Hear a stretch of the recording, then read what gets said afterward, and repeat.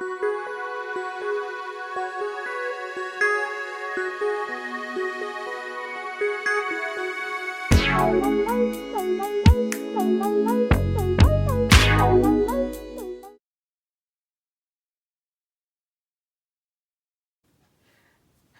this is Bonnie from Lavinia World, and today I wanted to show you some things you can do with digital paper and Lavinia stamps stencils. First of all, I am going to be doing some of the new mermaids, and so typically because these are larger stamps, you are going to need longer paper, and you can do that with doing your own inking, or you can use digital paper and resize it to the size you need. For instance, right now Lavinia World has this digital paper in their store, and it's 6x6, but you put it into your program and you just resize it. You can crop it and whatever, and instead of actually cutting it, you just crop it in your program to the size that you need. You enlarge it and crop it to the size that you need. And that's what I did with these two papers. This one right here is from Watercolor Strokes, and this one right here is from Watercolor Batik. And if you print them off with the inkjet and not the laser jet will not work for the stencil technique we're going to use with water. And why? Because digital paper, the ink in an inkjet is water-based. Just like your distress inks, it is water-based. So you treat the digital paper from an inkjet the same way you would treat any ink that you would blend onto your paper. So if you have a laser jet, you will not be able to do a water-based technique. And I just thought I'd let you know that straight away. These are printed on an inkjet. So just to show you, I'm going to be using the larger mermaids, and that is why I made these larger. These are 5x7. Now, another thing that you need to consider is depending on what your technique is with your stencil. Now, this stencil, when you go to use it, will basically, if you add anything to it, it's going to all be in the open space. So what's going to show up, for instance, say you use molding paste, the molding paste will be in all the open spaces. And so everything else will be flat. So that means all these laurels, which is what this one is called, I should really tell you that straight away. This one is ST008 Laurel, and it is like the reverse. Now, if you want the part when you're using molding paste to show up and be raised, you would look for a stencil like this that has more open, the parts that you want to be raised up. So that's something to consider when you're purchasing and when you're using it. But for today, to start, I am going to do both techniques today, but to start, because, oh, let me finish. Because when you use molding paste and you use a water-based ink, it will take on the color. The molding paste will take on the color of your ink.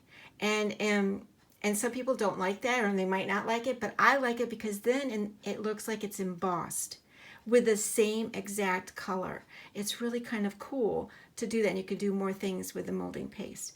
So the first thing I wanted to show you, another thing to consider, is if you're going to be using water on your project, you want to consider the color. If it's a light color and you're going to be taking ink off, it doesn't show as great as if you have a darker paper to start with. And then I'm going to show you what I'm talking about. It'll make much more sense if you could see it visually. So what I do is I take the stencil, and all I do is I spritz it with water. Now keep in mind, when you spray anything plastic with water, it beads up.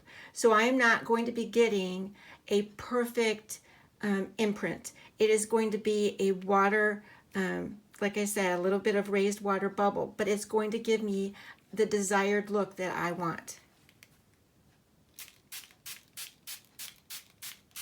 So I'm spritzing that right now with some water. And all I'm going to do is lay this entire thing on top of, don't wiggle it around, just straight away put it down. I'm setting that down. I'm going to be getting a paper towel to put on top. And again, just like anything else that you use with water, you let it sit there and it's going to have more water and take more ink away. So I'm just going to place this paper towel to absorb some of the extra water. And I'm going to take a peek to see if it's pulling some of that ink away. And it is. And again, because I'm making more of a water scene and I sprayed that, it's going to give me a more of a bubble look. So I'm going to take that off. You can tell about how long I left that on. And you can see the design. Now just one second, because I'm going to go ahead and put a little bit more water on, or a little bit more of the paper towel to absorb that. But I want you to see this beautiful look that you can get. It's very subtle, but it's so pretty. And you can still stamp. You have to wait for this to dry. You can still stamp your images on top of that. And it's just so pretty. So that's a very subtle way to get your look. And the more you let that dry, you can see how it will change out. So I wanted to give you that little tip. I thought maybe you would enjoy knowing that is a very simple technique. It goes very quickly, and then you can do your stamping.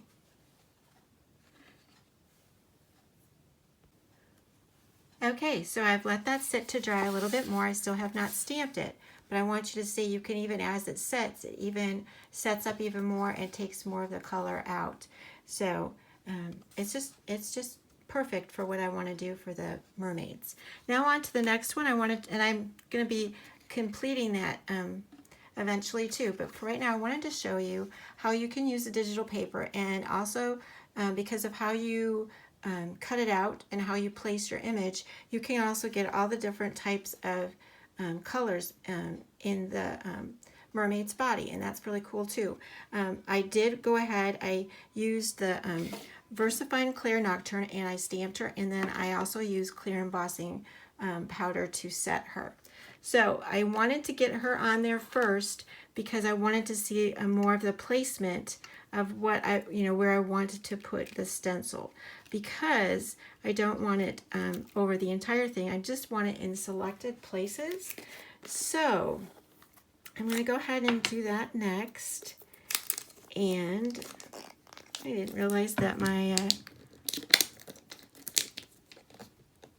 molding paste wasn't open yet. So let's get that open really quickly. They give you this special little, there we go,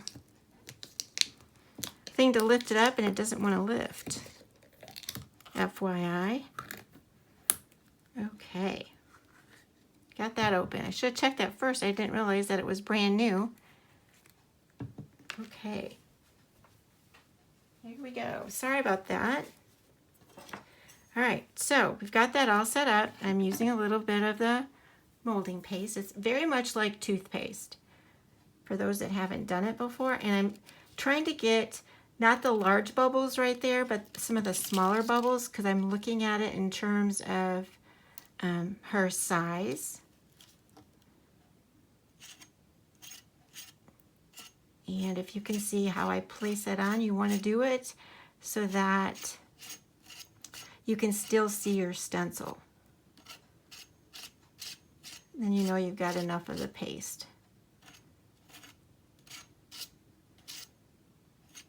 And like I said, this technique, because it is on water-based paper, will actually take on the color of the paper underneath, which is the other reason why I wanted the blue at the top of my paper.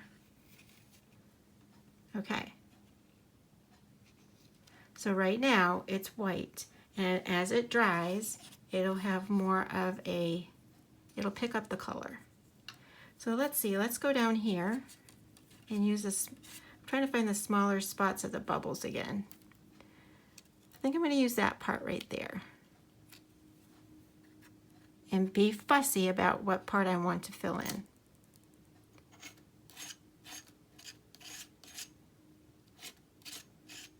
I can see her little hair right there, the end of her hair, and I do not want to put the molding paste over it. And there's still some really big sections in here that I'm trying to avoid.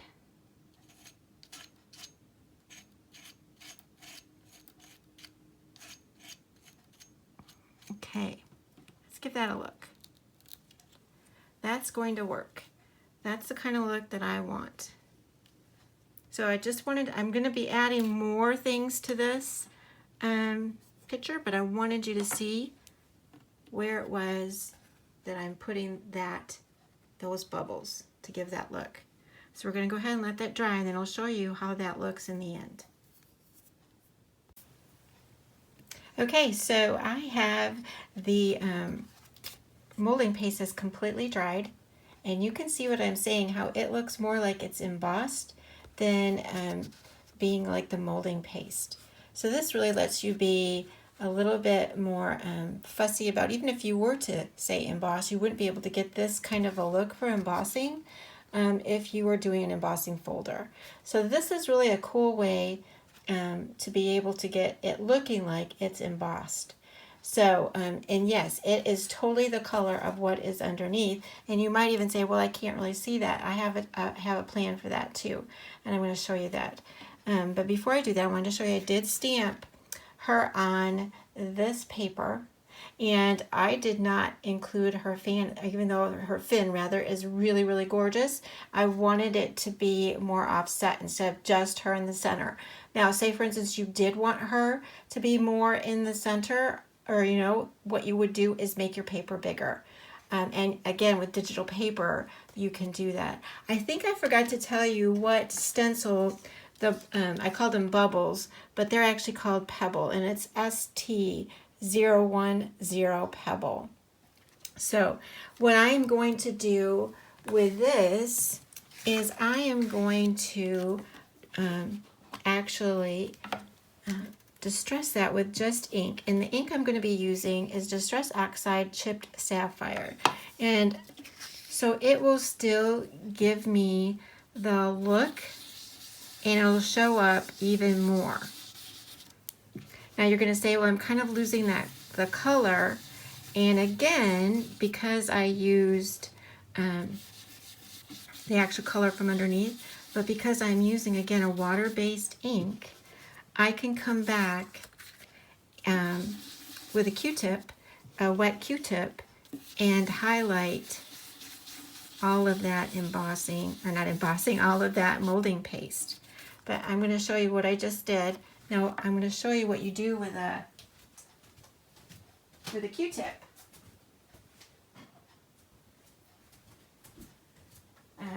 You don't want very much water on your Q-tip. You just want a little bit, because obviously everything underneath is water-based, and I don't really want to get on it. So all I'm doing is I'm going to highlight. See, it will take that off. If you can see, it'll just take that ink right back off, but at the same time, it'll stay underneath to give it a little bit of a shadow. And you just, like I said, you just pull that off. It's subtle. It's not a big. Now, if you wanted it to be even more, you could use a darker color, but that's what you can do. And that looks really kind of cool. It's subtle, but it'll take off that just a little bit. So I just wanted to show you those couple techniques that you can do with your digital paper, because it's water-based. And like I said, you can get both of these papers at Lavinia World. And this one is watercolor. It's called Watercolor Strokes, and this one's called Watercolor Batik. And this one has 8 papers, and so does this, and they're all different. Just to show you one of the other papers that I have in the watercolor, there's this color. There's so many colors. There's 8 different colors in this pack, and there's 8 different designs in this pack. So I just wanted to remind you that we have, the DT have Monday, Wednesday, Friday, they do tutorials. And sometimes we add a little bit extra like this one today. And we'd love for you to subscribe and to share this video. And we appreciate you stopping by. Thanks so much.